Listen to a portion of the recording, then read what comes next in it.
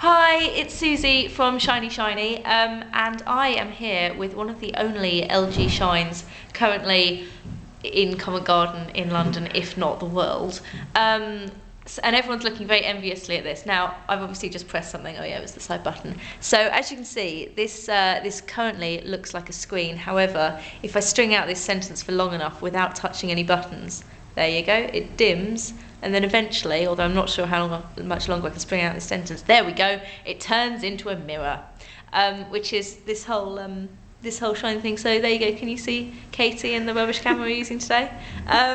So yeah, that's basically the shtick of this phone. It's got a nice metal backing there. And I have to say, this is when I start waving it around frantically, it actually feels very, very sturdy. And I've had it in my bag for a while, and I can't scratch it on the back, and I carry a lot of knives and scissors and things in my bag, and haven't managed to scratch it. Knives, keys, if nothing else. And also, I haven't really managed to get any fingerprints on the front. So build-wise, I'm actually quite impressed with this. I wasn't expecting to be, because I'm not actually the biggest fan of the chocolate, although I think it's very beautiful. Practically speaking, I find it a bit of a pain in the arse. So, other things that it's got: slides open like so, not very chunky at all, and then obviously the screen displays properly as soon as you open it.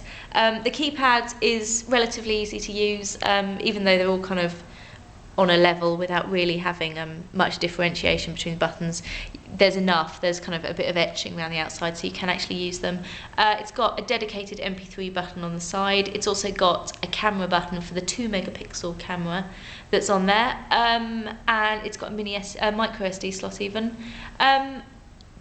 Also, the other thing I want to show you was this scroll wheel here, which is a really good idea, and you can actually navigate the whole menu using this. What I'd say though is that it's a little bit slow to respond, so you do find that you're scrolling and it's slightly before where you want it to be, and so that does get a little bit confusing. The other thing I've noticed, having used it for a few days, is the battery life they tell you is 3 days long.